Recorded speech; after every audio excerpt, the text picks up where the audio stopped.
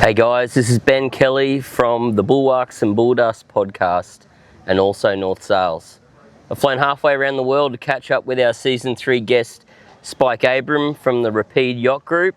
It was awesome to see your interview, mate, with the boys, and I just thought I'd fly over and catch up and sail a gunboat with you, hey? But yeah, awesome to catch up. Yeah. I'm sure you've learned a lot from me in the last few days, mate. Oh, I mean, yeah, you know, absolutely. But the reality is, as we all know, you are a champion of these high-tech boats, plus the blue water boats, and particularly gunboats.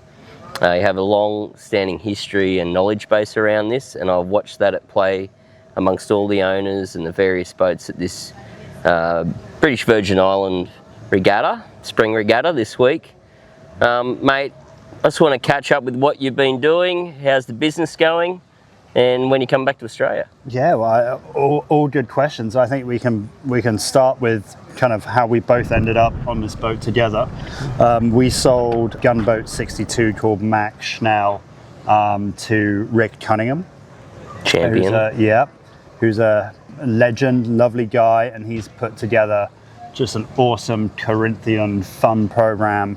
And it was a pretty interesting journey with him because we went through so many different cycles about what he was after, and we ended up going further out into the marketplace of boats that weren't available, and he kept coming back to the fact that he wanted to race, and he bought one of the best pedigree racing gunboats that's ever been built and optimized, and here we are in the Caribbean having just the most fun with a great team and on a super cool boat, and just learning every day how to sail this boat and how to get better, and it's just a fun cruise. So yeah, here we are.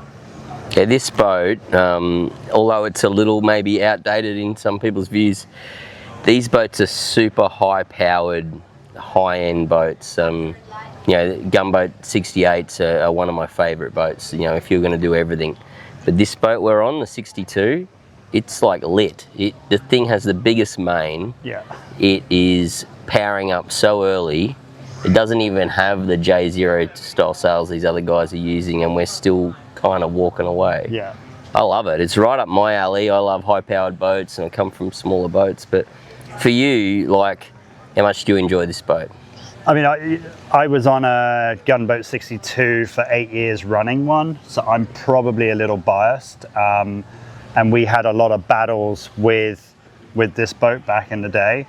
But I just, I've said it actually on the podcast with you guys. I just think they're one of the best boats in the world. Yeah. And actually, very recently, we sold a sister ship about 2 weeks ago, actually, to a famous pro surfer.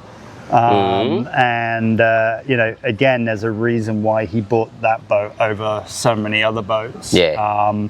That one is obviously a little bit more cruising orientated with a shorter rig, but at the same time, you just need to put it. Yeah. Well, I'll ask you some questions about the turbo rig and what that means, but the big thing with high-end built boats and engineered boats is this week, we've already hit 25 knots with a hull in the air, absolutely smoking. Today we come over the line with a Shy A2, absolutely on the limit, hull in the air. You don't come in and go, oh, where's the cracks in the boat, or where's the problem? Like, the boats stand the test of time, and that's amazing. I think that's partly down though to, these boats were never designed really to be doing what they are today. And I think you then have to go back and credit Morelli and Melvin for what they did. This is a 2004 boat. Yeah. And this boat over the years has been heavily optimized. People, some of the owners have put a lot of money and passion into this whole platform, and has made it very, very bulletproof. And that optimization now for these guys is just paying off. Yeah. So when people sometimes look at a 2004 boat and they go, oh, it's old, or actually all of that optimization makes it bulletproof and just makes it such a good, well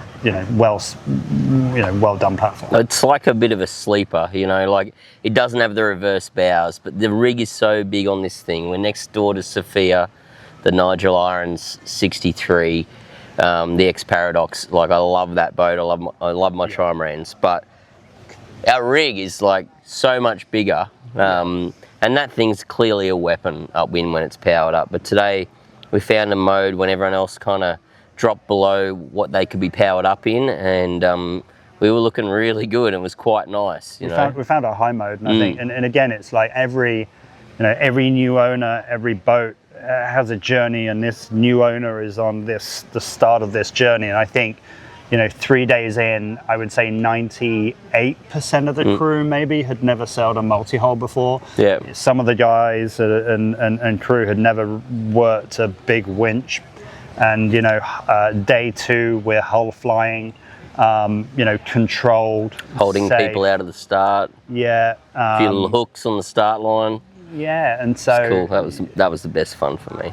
I enjoyed that. Today was awesome. If Paul Larson's upset at us, then we're winning. Yeah, 100%. It's 100%, all good. Yeah. Well, mate, we got together, met up down in Australia. You jumped on the Bulldust podcast. It was great to have you on, and that was after sailing another gunboat. That was over at Hamilton Island, and I think we have to mention Hamilton Island as a regatta for people that haven't done that regatta, because the race course here is actually quite similar. It's so similar, man. Less tide, but all the islands, the way the wind's affected, the beautiful water, minus the whales. Yeah. But it is an amazing place. I'm loving it. It's a pity it's so far on the plane away, but I've found another place I want to keep coming back to. My first time, and I've been looking at the photos and videos for years. I even love just the little trimarans, the Diems and the Corsairs, and they're just having an absolute blast. Yeah. So that's really good to watch. But mate, we heard all about your business, Rapide Yacht Group, when you came on the podcast. I've been super impressed with everything you guys put out and what I'm hearing around the place, and I love the mission you guys have and the way you're going to do things. Tell us about your business, how it's going, and just elaborate on that, mate. It's good. It's good? It's good. The hard work's paying off. I think, with any new business, you have this preconceived idea, and it's been a lot harder than I thought, but it's been a huge amount of fun along the way.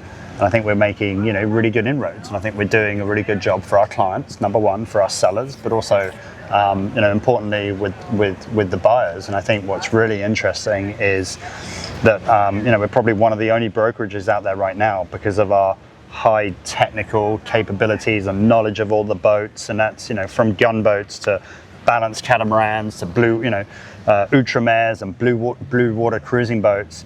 We just offer something that's really different, and we've been doing a lot of dual representation, and so I think that's pretty unique, and I think that really showcases our technical capabilities and how how people trust us. Yeah, I think you're doing a good job from where I'm sitting, mate. Somehow you're pretty good on a tack line and a halyard lock in the pit of a gunboat, while still fielding a few calls around the racetrack. But, there's a high focus on great outcomes for your clients.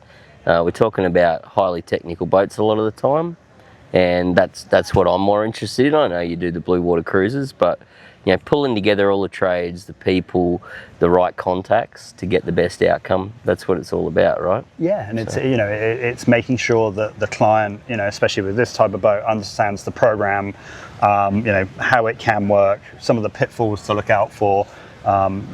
Help. We've also supported with the transaction on the back end, helping them find crew, giving advice. We've always at the end of the phone, and it's just a huge amount of fun. Like when you see someone comes to you with a dream, and you help just be a part of that process, and then you get to sail on this incredible boat on this awesome race course and be a part of that.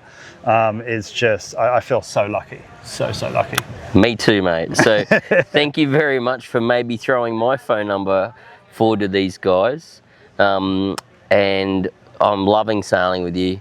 you know, you're a bit of a rough flatmate as well, but you know, everything's good. I can't wait to see you next time you're down under in Australia, and you're always welcome on the Bulwarks and Bulldust podcast.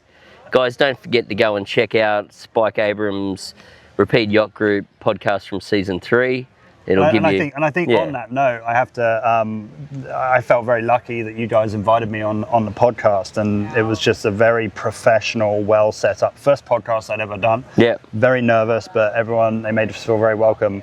And it's a super cool podcast. Lots of diverse people, different people in the industry, and it's definitely worth checking out. So thank you to those guys for inviting me, and it's been awesome to catch up with you. And cheers. All good, mate. Yeah. Cheers, buddy. To the rest of the week, eh? Yeah. Thank you.